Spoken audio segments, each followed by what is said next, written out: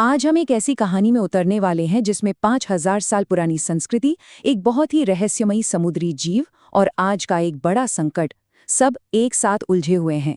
ये कहानी है जापान की मशहूर डिश उनागी की, जो अब खत्म होने के कगार पर है। जरा सोचिए, कोयले की धीमी आंच पर एक ईल सिंक रही है और उस पर बार बार मीठी और नमकीन सोया सॉस की एक परत चढ़ाई जा रही है। बस यही है कबायाकी। जापान की गलियों में जो ये खुशबू फैली है ना, वो सिर्फ एक डिश की नहीं, बल्कि वहाँ की संस्कृति की एक गहरी पहचान है। तो चलिए इस रिश्ते की गहराइयों में उतरते हैं। जापान और ओनागी का ये जो अटूट रिश्ता है, ये आखिर कितना पुराना है? ये कोई 100-200 साल की बात नहीं है, बल्कि हजारों साल पुरानी एक विरासत है। इसका सफर वाकई बहुत लंबा रहा है। देखिए, 5000 साल से भी पहले जोमोन काल में हमें ईल की हड्डियां मिली हैं, मतलब तब भी इसे खाया जाता था। फिर करीब 700 साल पहले कामाकुरा काल में इसे साबुत ही भून दिया जाता था। और आज जो हम तरीका जानते हैं, मतलब ईल को चीरकर हड्डी निकालकर पकाने का, वो ईदो काल में शुरू हुआ। और वो लाजवाब मीठी तीखी सॉस, वो तो 1785 के आसपास जाकर बनी। अब एक दिलचस्प बात, इस डिश का नाम काबायाकी कैसे पड़ा? माना यह जाता है कि जब ईल को पूरा भुना जाता था तो वो बाईं तरफ दिख रहे इस कैटल पौधे के सिरे जैसी दिखती थी। कहाँ वो साधारण सी शुरुआत और कहाँ आज का ये शानदार ऊनादोन जो दाईं तरफ के खूबसूरत बक्से में परोसा जाता है। सफर वाकई कमाल का है।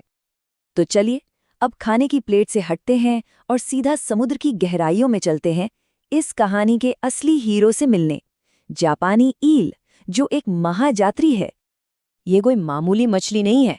इसका जीवन एक ऐसे अविश्वसनीय सफर से शुरू होता है जिसे वैज्ञानिक भी हाल ही में समझ पाए हैं। सोचिए, ये मारियाना द्वीप समूह के पास पैदा होती है और फिर पूर्वी एशिया तक पहुंचने के लिए पूरे 3000 किलोमीटर का लंबा सफर तय करती है। ईल्स का जो जीवन चक्र है, वो किसी जादू से कम नहीं है।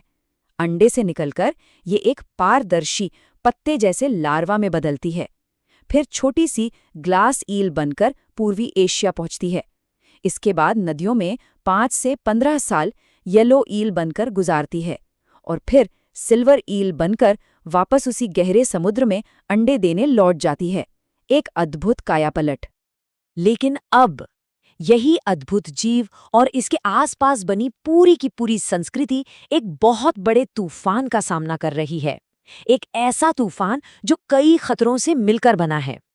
तो बात यह है कि इस संकट की कोई एक वजह नहीं है। जरूरत से ज्यादा मछली पकड़ना, बांधों की वजह से नदियों में इनके घर तबाह होना, समुद्री धाराओं में बदलाव और सबसे बढ़कर एक बहुत बड़ा अवैध कारोबार, इन सब ने मिलकर जापानी ईल को IUCN की रेड लिस्ट में लुप्तप्राय यानी एंडेंजर्ड प्रजाति बना दिया है। और आंकड़े इस कहानी को बिल्कुल साफ साफ बयान करते हैं। इस चार्ट को देखिए। 1960 के दशक में जहां 200 टन से भी ज्यादा जंगली ईल पकड़ी जाती थी, वहीं 2015 तक ये आंकड़ा 50 टन से भी नीचे आ गया। ये गिरावट सीधी और बेहद चिंताजनक है। अब जब कोई चीज इतनी कम हो जाती है तो क्या होता है? उसकी कीमत आसमान छूने लगती है। आज 1 किलोग्राम ग्लास ईल यानी ईल के बच्चों की कीमत 30 लाख येन तक जा सकती है।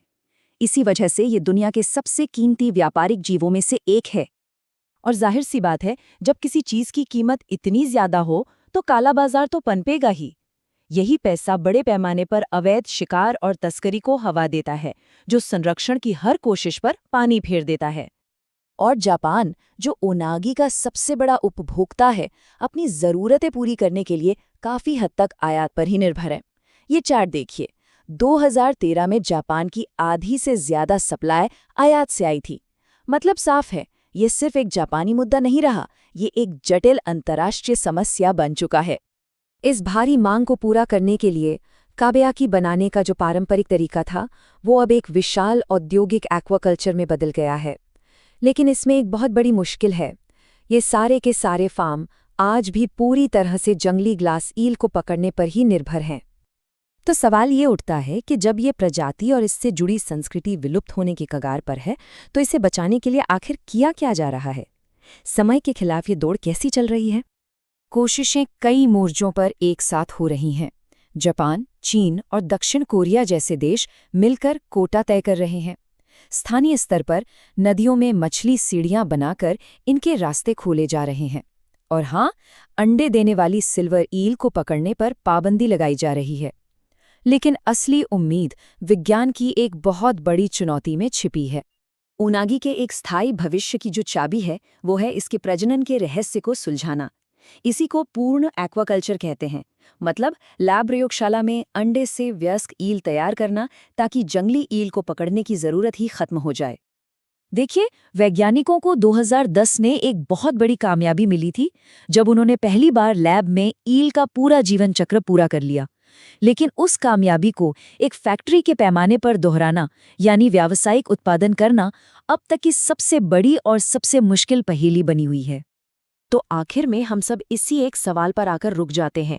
इस 5000 साल पुरानी सांस्कृतिक विरासत का भविष्य अब एक धागे से लटका है। एक तरफ इसका शानदार अतीत है और दूसरी तरफ एक अनिश्चित हाईटेक भविष्य। सवाल ये है कि क्या परंपरा और तकनीक के बीच कोई ऐसा संतुलन बन पाएगा जो इस अनोखे जीव को बचा सके।